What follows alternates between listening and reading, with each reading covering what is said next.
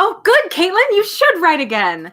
I had to take the time to read that little 3-page essay because I love Asimov, and that opening line, science fiction is a literary universe of no mean size because science fiction is what it is, not through its content, but through its background. It was one of those sentences that encapsulated everything I felt and believed about science fiction, but had never yet put into words. And then I read that sentence and I was like, yes, exactly. This is why science fiction is the best. To that end, I will dig into the actual stories that I'm going to read. I will first do The Singing Bell by Isaas Asimov. And the neat thing about this book specifically is that he goes through each of the 13, there are 13 stories in this book, and each of them is a different subgenre of the mystery genre. So this one, and they have it tells you before each of the mysteries, it tells you what genre it is, and there's a little essay written by Asimov himself about the type of story we're going to read. So this one, The Singing Bell, is an inverted mystery. So you see the crime being committed, and then you have to wonder how the detective is going to capture them. So, without further ado, The Singing Bell by Isaas Asimov. Louis Peyton never discussed publicly the methods by which he had bested the police of Earth in a dozen duels of wits and bluff with the psychoprobe always waiting and always foiled. He would have been foolish to do so, of course, but in his more complacent moments, he fondled the notion of leaving a testament to be opened only after his death, one in which his unbroken success could clearly be seen due to ability and not to luck. In such a testament, he would say, "No false pattern can be created to cover a crime without bearing upon it some trace of its creator. It is better, then, to seek in events some pattern that already exists, and then adjust your actions to it." It was with that principle in mind that Peyton planned the murder of Albert Cornwell. Cornwell, that small-time retailer of stolen things, first approached Peyton at the latter's usual table for one at Grinnell's. Cornwell's blue suit seemed to have a special shine, his lined face a special grin, his faded mustache a special bristle. "Mr. Peyton," he said, greeting his future murderer with no fourth-dimensional qualm. "It is so nice to see you. I'd almost given up, sir, almost given up." Peyton, who disliked being approached over his newspaper and dessert at Grinnell's, said, "If you have business with me, Cornwell, you know where you can reach me." Peyton was past 40. His hair was past its earlier blackness, but his back was rigid, his bearing youthful, his eyes dark, and his voice could cut the more sharply for long practice. "Not for this, Mr. Peyton," said Cornwell. "Not for this. I know of a cache, sir. A cache of... You know, sir." The forefinger of his right hand moved gently, as though it were a clapper striking an invisible substance. His left hand momentarily cupped his ear. Peyton turned the page of the paper, still somewhat damp from its teledispenser, folded it flat, and said, "Singing bells?" "Oh, hush, Mr. Peyton," said Cornwell in whispered agony. Peyton said, "Come with me." They walked through the park. It was another Peyton axiom that, to be reasonably secret, there was nothing like a low-voiced discussion out of doors. Cornwell whispered, "A cache of singing bells, an accumulated cache of singing bells, unpolished, but such beauties, Mr. Peyton." "Have you seen them?" "No, sir, but I have spoken with one who has. He had proofs enough to convince me. There is enough there to enable you and me to retire in affluence, in absolute affluence, sir." Who was this other man? A look of cunning lit Cornwell's face, like a smoking torch, obscuring more than it showed, and lending it a repulsive oiliness. The man was a lunar grub-staker who had a method for locating the bells in the crater sides. I don't know his method, he never told me that, but he has gathered dozens, hidden them on the moon, and come to Earth to arrange of the disposing of them. He died, I suppose? Yes, a most shocking accident, Mr. Peyton. A fall from a height. Very sad. Of course, his activities on the moon were quite illegal. The Dominion is very strict about unauthorized bell mining, so perhaps it was a judgment upon him after all. In any case, I have his map. Peyton said, a look of calm indifference on his face. I don't want any details of your little transaction. What I want to know is why you've come to me. Cornwell said, Well, now there's enough for both of us, Mr. Peyton, and we can both do our bit. For my part, I know where the cash is located, and I can get a spaceship. You? Yes?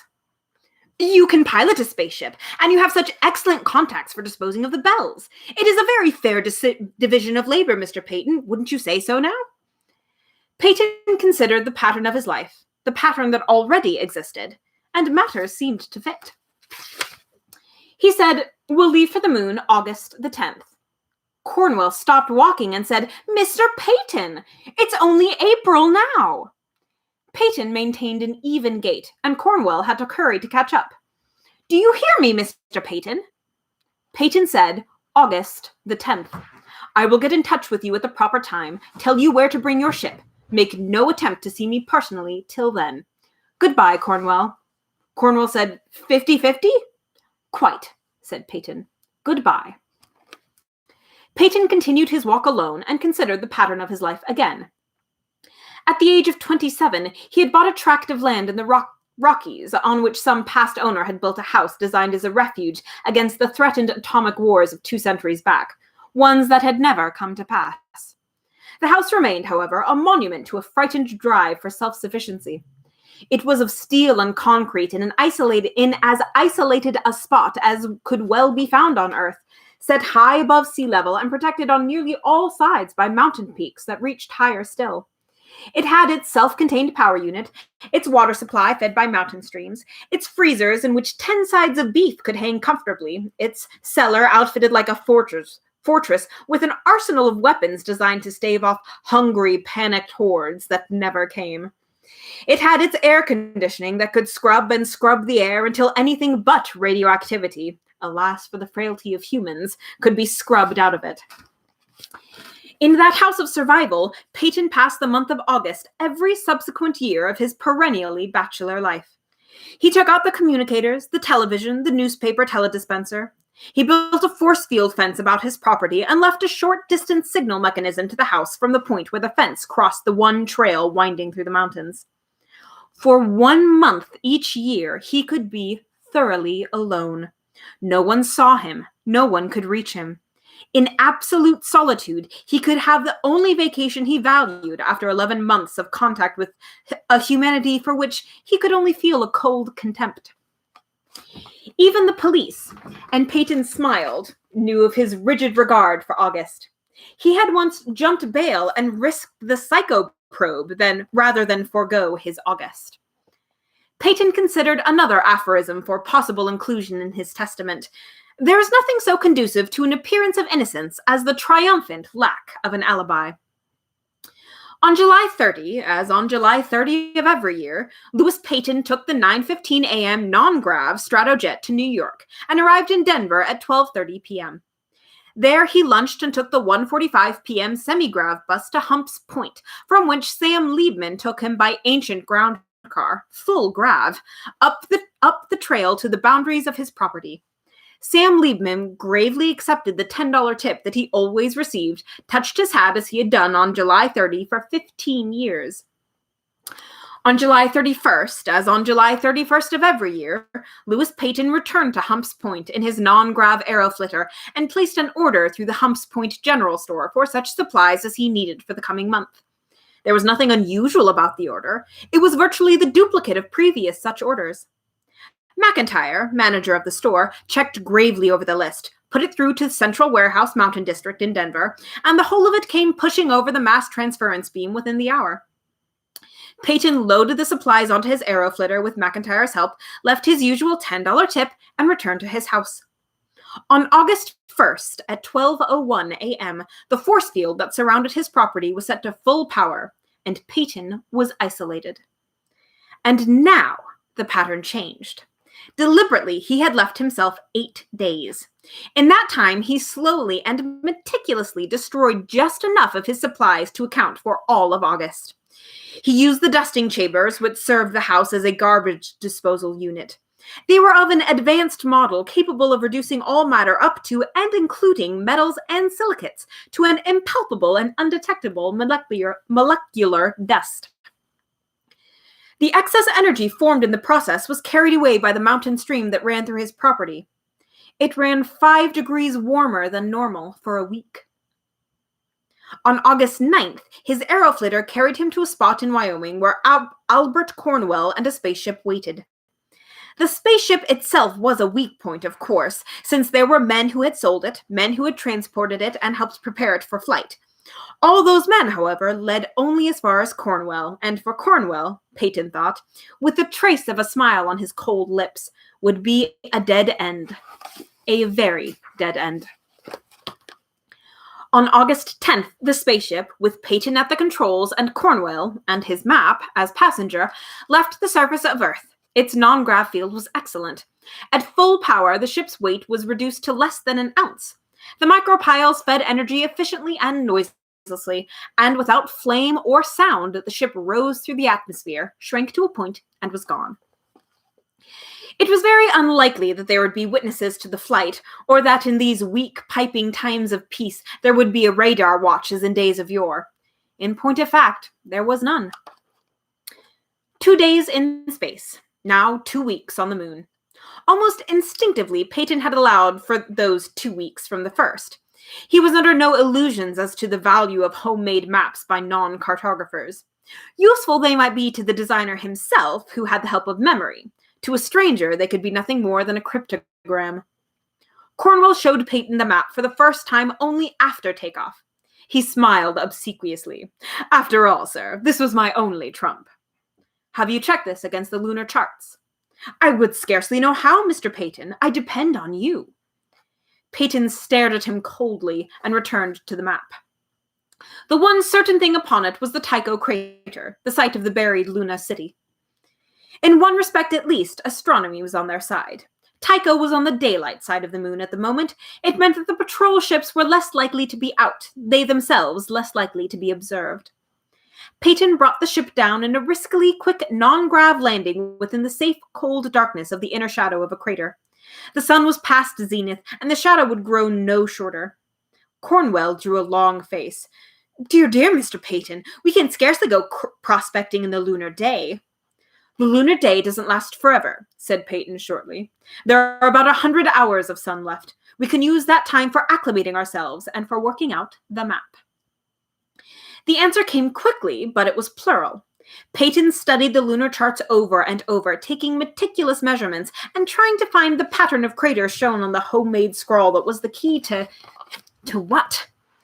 Finally, Peyton said, the crater we want could be any one of 3. GC3, GC5, or MT10. What do we do, Mr. Peyton? Asked Cornwell anxiously. We try them all, said Peyton, beginning with the nearest. The Terminator passed, and they were in the night shadow. After that, they spent increasing periods on the lunar surface, getting used to the eternal silence and blackness, the harsh points of stars, and the crack of light that was the Earth peeping over the rim of the crater above. They left hollow, featureless footprints in the dry dust that did not stir or change. Peyton noted them first when they climbed out of the crater into the full light of the gibbous Earth. That was on the 8th day after their arrival on the moon.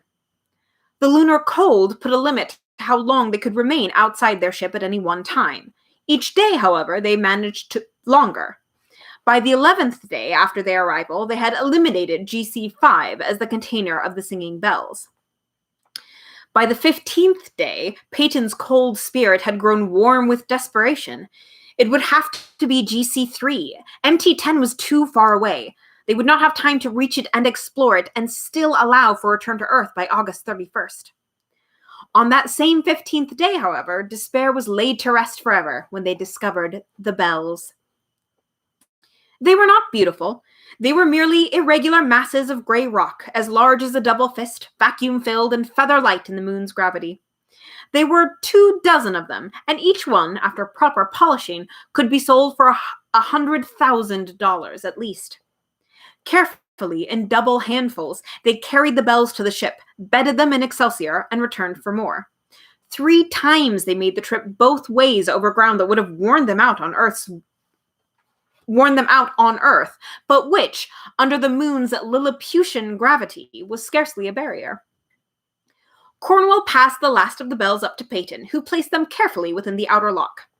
"Keep them clear, Mr. Peyton," he said, his radio voice sounding harshly in the other's ear. "I'm coming up." He crouched for a slow, high leap against lunar gravity, looked up, and froze in panic. His face, clearly visible through the hard-carved lucilite of his helmet, froze in a last grimace of terror. "No, Mr. Peyton, don't!" Peyton's fist tightened on the grip of the blaster he held. It fired. There was an unbearably brilliant flash, and Cornwell was a dead fragment of a man, sprawled amid remnants of a spacesuit and flecked with freezing blood. Peyton paused to stare somberly at the dead man, but only for a second. He transferred the last of the bells to their prepared containers, removed his suit, activated the first non-grav field, then the micropiles, and, potentially a million or two richer than he had been 2 weeks earlier, set off on the return trip to Earth. On the 29th of August, Peyton's ship descended silently, stern bottomward, to the spot in Wyoming from which it had taken off on August 10th. The care with which Peyton had chosen the spot was not wasted. His aeroflitter was still there, drawn within the protection of an enclosing wrinkle of the rocky, tortuous countryside. He moved the singing bells once again in their containers into the deepest recesses of the wrinkle, covering them loosely and sparsely with the earth. He returned to the ship once more to set the controls and make last adjustments. He climbed out again, and 2 minutes later, the ship's automatics took over. Silently hurrying, the ship bounded upward and up, veering to westward somewhat as the earth rotated beneath it. Peyton watched, shading his narrow eyes at the extreme edge of vision. There was a tiny gleam of light and a dot of cloud against a blue sky. Peyton's mouth twitched into a smile. He had judged well. With the cadmium safety rods bent back into uselessness, the micropiles had plunged past their unit-sustaining safety level, and the ship had vanished in the heat of the nuclear explosion that had followed. 20 minutes later, he was back on his property. He was tired and his muscles ached under Earth's gravity. He slept well. 12 hours later, in the earliest dawn, the police came. The man who opened the door placed his crossed hands over his paunch and ducked his smiling head 2 or 3 times in greeting. The man who entered, H. Seton Davenport of the Terrestrial Bureau of Investigation, looked about uncomfortably. I should say, because it took me a second to get this when I first read it, there's now a switch. We have left Peyton aside for the moment, and these are 2 new characters that we are being introduced to.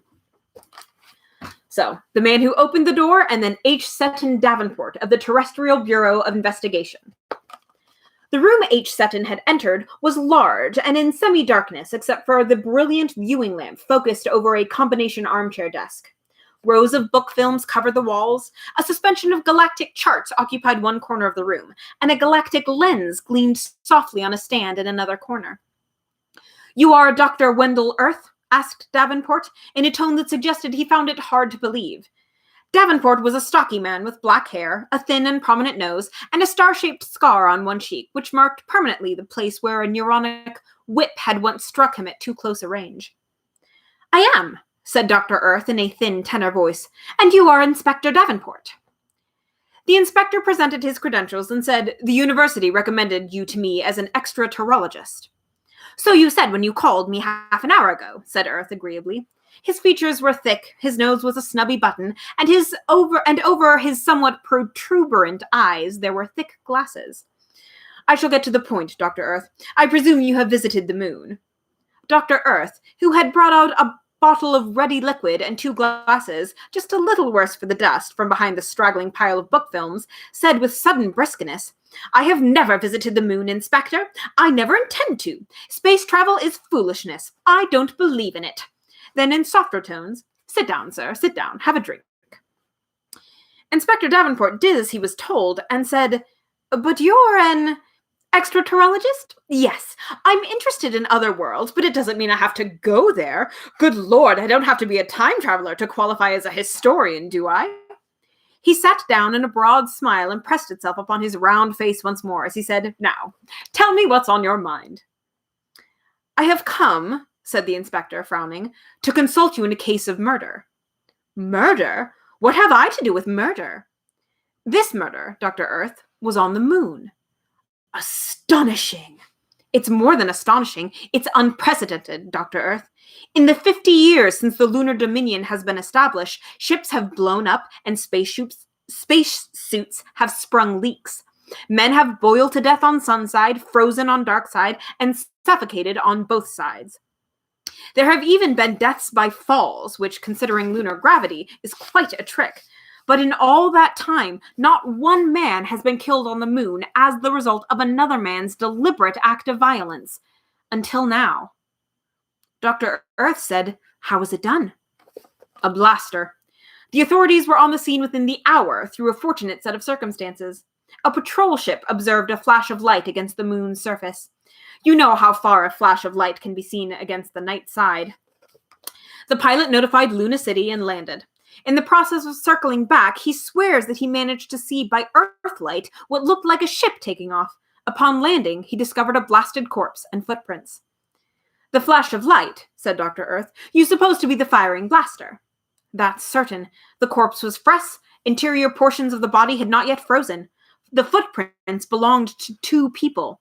Careful measurement showed that the depression fell into two groups of somewhat different diameters, indicating differently sized space boots. In the main, they led to craters GC3 and GC5, a pair of, I am acquainted with the official code for naming lunar craters, said Dr. Earth pleasantly. In any case, GC3 contained footprints that led to a rift in the crater wall, within which scraps of hardened pumice were found. X-ray diffraction patterns showed singing bells, put in the extraterrologist with great excitement. Don't tell me this murder of yours involves singing bells. What if it does? Demanded Davenport blankly. I have one. A university expedition uncovered it and presented to me in return for... Come, Inspector, I must show it to you. Dr. Earth jumped up and pattered across the room, beckoning the other to follow as he did. Davenport, annoyed, followed. They entered a second room, larger than the first, dimmer, considerably more cluttered. Davenport stared with astonishment at the heterogeneous mass of material that was jumbled together in no pretense at order. He made out a small lump of blue glaze from Mars, the sort of thing some romantics consider to be an artifact of long-extinct Martians. A small meteorite, a model of an early spaceship, a sealed bottle of nothing scrawlingly labeled Venusian atmosphere. Dr. Earth said happily, I've made a museum of my whole house. It's one of the advantages of being a bachelor. Of course, I haven't quite got things organized. Someday, when I have a spare week or so. For a moment, he looked about, puzzled. Then, remembering, he pushed aside a chart showing the evolutionary scheme of development of the maritime invertebrates that were the highest life forms on Barnard's planet, and said, Here it is. It's flawed, I'm afraid. The bell hung suspended from a slender wire, soldered delicately onto it. That it was flawed was obvious. It had a constriction line running halfway about it that made it seem like two small globes, firmly but imperfectly squashed together. Despite that, it had been lovingly polished to a dull luster, softly gray, velvety smooth, and faintly pockmarked in a way that laboratories, in their futile efforts to prepare synthetic bells, found impossible to duplicate. Dr. Earth said, I experimented a good deal before I found a decent stroker. A flawed bell is temperamental, but bone works. I have one here. He held up something that looked like a short, thick spoon made of a gray-white substance, which I had made out of the femur of an ox. Listen. With surprising delicacy, his pudgy fingers maneuvered the bell, feeling for one best spot. He adjusted it, steadying it daintily. Then, letting the bell swing free, he brought down the thick end of the bone spoon and stroked the bell gently. It was as though a million harps had sounded a mile away. It swelled and faded and returned. It came from no particular direction. It sounded inside the head, incredibly sweet and pathetic and tremulous all at once. It died away lingeringly, and both men were silent for a full minute. Dr. Earth said, Not bad, eh? and with a flick of his hand set the bell to swinging on its wire. Davenport stirred restlessly. Careful, don't break it. The fragility of a good singing bell was proverbial. Dr. Earth said, geologists say the bells are only pressure-hardened pumice enclosing a vacuum in which small beads of rock rattle freely. That's what they say. But if that's all that it is, why can't we produce one? Now, a flawless bell would make this one sound like a child's harmonica. Exactly, said Davenport. And there aren't a dozen people on Earth who own a flawless one, and there are 100 people and institutions who would buy one at any price, no questions asked. A supply of bells would be worth murder. The extraterrologist turned to Davenport and pushed his spectacles back on his inconsequential nose with the stubby forefinger. I haven't forgotten your murder case. Please go on. That can be done in a sentence. I know the identity of the murderer. They had returned to the chairs in the library, and Dr. Earth clasped his hands over his ample abdomen. Indeed? Then surely you have no problem, Inspector. Knowing and proving are not the same thing, Dr. Earth. Unfortunately, he has no alibi. You mean, unfortunately, he has, don't you? I mean what I say. If he has an alibi, I could crack it somehow, because it would be a false one. If there were witnesses who claimed they had seen him on Earth at the time of the murder, their stories could be broken down. If he had documentary proof, it could be exposed as a forgery or some sort of trickery. Unfortunately, he has none of it. What does he have? Carefully, Inspector Davenport described the Peyton estate in Colorado. He concluded, he has spent every August there in the strictest isolation. Even the TBI would have to testify to that. Any jury would have to presume that he was on his estate this August as well, unless we could present definite proof that he was on the moon. What makes you think he was on the moon? Perhaps he is innocent. No. Davenport was almost violent. For 15 years, I've been trying to collect sufficient evidence against him, and I've never succeeded. But I can smell a Peyton crime now. I tell you that no one but Peyton, no one on Earth, would have the impudence, or, for that matter, the practical business contacts to attempt disposal of the smuggled singing bells. He is known to be an expert space pilot. He is known to have had contact with the murdered man, though admittedly for not some months. Unfortunately, none of that is proof. Dr. Earth said, wouldn't it be simple to use the psychoprobe now that its use has been legalized? Davenport scowled, and the scar on his right cheek turned livid. Have you read the Konski-Hayakawa law, Dr. Earth? No. I think no one has. The right to mental privacy, the government says, is fundamental. All right, but what follows? The man who is psychoprobed and proves innocent of the crimes for which he was psychoprobed is entitled to as much compensation as he can persuade the courts to give him. In a recent case, a bank cashier was awarded $25,000 for having been psychoprobed on inaccurate suspicion of theft. It seems that the circumstantial evidence, which seemed to point to theft, actually pointed to a small spot of adultery. His claim that he lost his job, was threatened by the husband in question and put in bodily fear, and finally was held up to ridicule and contumely because the news strip man had learned the results of the probe held good in court. Sorry, I think that sentence got away from me there.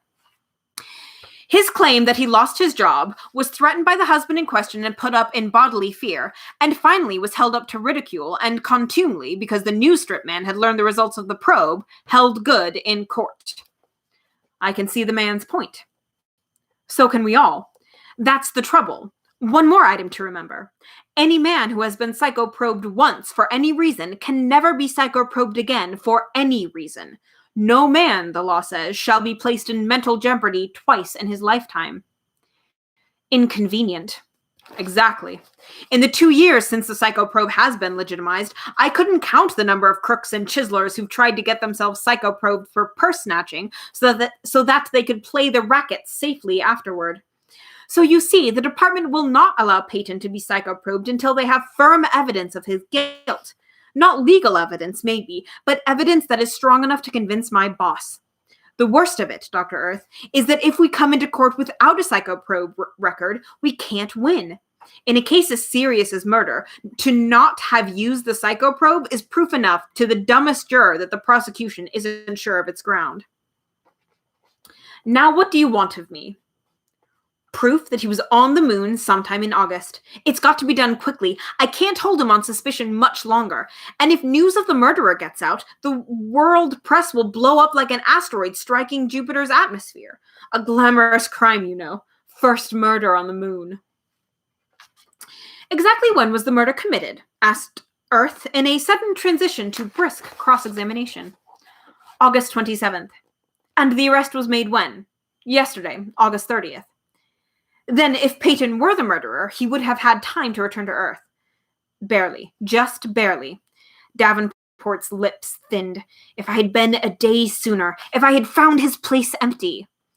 And how long do you suppose the two, the murdered man and the murderer, were on the moon together? Judging by the ground covered by the footprints, a number of days. A week at the minimum. Has the ship they used been located? No, and it probably never will.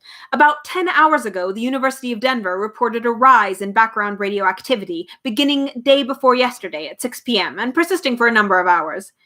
It's an easy thing, Dr. Earth, to set a ship's control so as to allow it to blast off without crew and blow up 50 miles high in a micropile short. If I had been Dr. Peyton, said Dr. Earth thoughtfully, I would have killed the man on board ship and blown up corpse and ship together. You don't know Peyton, said Davenport grimly. He enjoys his victories over the law. He values them. Leaving the corpse on the moon is his challenge to us. I see. Dr. Earth patted his stomach with a rotary motion and said, well, there is a chance. That you'll be able to prove he was on the moon? That I'll be able to give you my opinion. Now? The sooner the better. If, of course, I get a chance to interview Mr. Peyton. That can be arranged. I have a non-grav jet waiting. We can be in Washington in 20 minutes. But a look of the deepest alarm passed over the plump extraterrologist's face. He rose to his feet and pattered away from the TBI agent to the duskiest corner of the cluttered room. No! What's wrong, Dr. Earth? I won't use the non-grav jet. I don't believe in them. Davenport stared confusingly at Dr. Earth. He stammered, would you prefer a monorail? Dr. Earth snapped. I mistrust all forms of transportation. I don't believe in them. Except walking. I don't mind walking. He was suddenly eager. Couldn't you bring Mr. Peyton to this city? Somewhere within walking distance? To City Hall, perhaps? I've often walked to City Hall. Davenport looked helplessly about the room. He looked at the myriad volumes of lore about the light years. He could see through the open door into the room beyond, with its tokens of the worlds beyond the sky. And he looked at Dr. Earth, pale at the thought of non-grav jet, and shrugged his shoulders. I'll bring Peyton right here, right to this room. Will that satisfy you? Dr. Earth puffed out his breath in a deep sigh. Quite. I hope you can deliver, Dr. Earth. I will do my best, Mr. Davenport. Louis Peyton stared with distaste at his surroundings, and with contempt at the fat man who bobbed his head in greeting. He glanced at the seat offered him and brushed it out with his hand before sitting down. Davenport took a seat next to him, with his blaster holster in clear view. The fat man was smiling as he sat down and patted his round abdomen as though he had just finished a good meal and were intent on letting the world know about it. He said, Good evening, Mr. Peyton. I am Dr. Wendell Earth, extraterrologist. Peyton looked at him again. And what do you want with me? I want to know if you were on the moon at any time in the month of August. I was not. Yet no man saw you on Earth between the days of August 1st and August 30th. I lived my normal life in August. I am never seen during that month. Let him tell you. And he jerked his head to the direction of Davenport. Dr. Earth chuckled. How nice it would be if we could test this matter. If there were only some physical manner in which we could differentiate moon from Earth. If, for instance, we could analyze the dust in your hair and say, aha, moon rock. Unfortunately, we can't. Moon rock is not the same as Earth rock.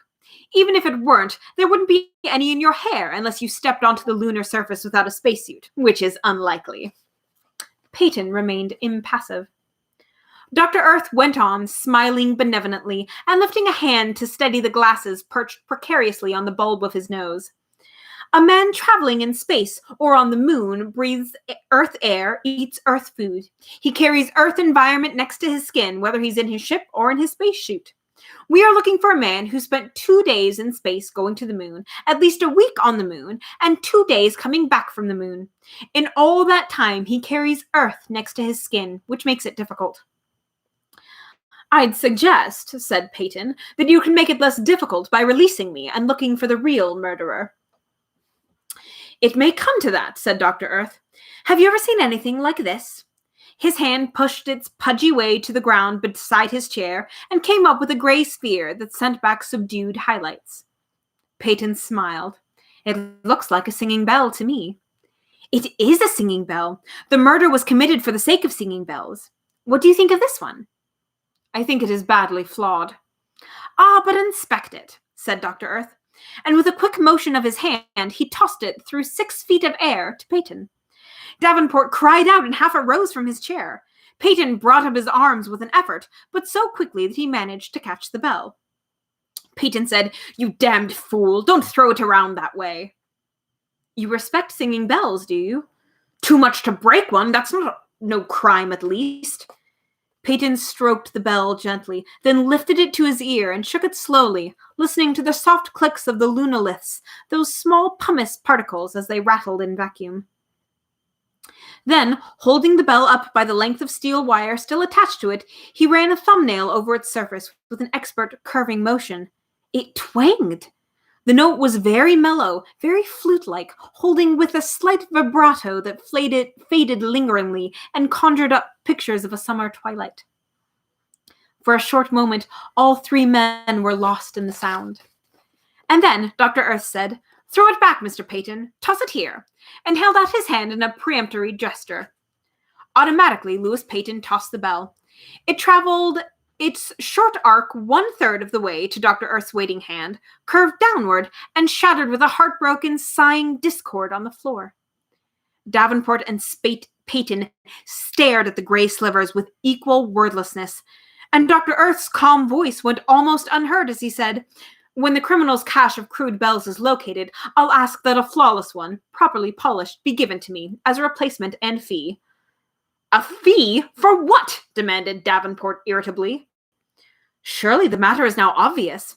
Despite my little speech of a moment ago, there is one piece of Earth's environment that no space traveler carries with him, and that is Earth's surface gravity. The fact that Mr. Peyton could so egregiously misjudge the toss of an object he obviously valued so highly could mean only that his muscles are not yet readjusted to the pull of earthly gravity. It is my professional opinion, Mr. Davenport, that your prisoner has, in the last few days, been away from Earth. He has either been in space or on some planetary object considerably smaller in size than the Earth, as, for example, the moon. Davenport rose triumphantly to his feet.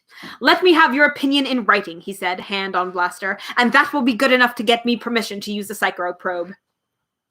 Louis Peyton, dazed and unresisting, had only the numb realization that any testament he could now leave would have to include the fact of ultimate failure. There. Ooh, that took a little bit longer than I thought. Ooh, that is a neat idea. I've never played Animal Crossing. It's not quite my game, my favorite type of game. But having it set on an asteroid in space would be interesting. As Isaas Asimov himself stated quite wonderfully, everything is improved if you make it science fiction. Said cup of tea. It's right there. Cup of tea? You could have said Animal Crossing's not your cup of tea. Oh, it's not my cup of tea. Oh, that was my husband from off screen, by the way. Thank you. I'm glad you liked the short story. It's not my favorite one of this collection. I kind of saved my favorite for last, but I'm not going to get it read in 15 minutes. So you know what? Maybe because I love it so much, I might just save it for next week. It will be on Tuesday, same time, same place. And thanks for joining me, and I hope you had a fabulous time. Come back and you will hear, it's called The Green Car. So come back and you'll hear another crime of science fiction. Bye!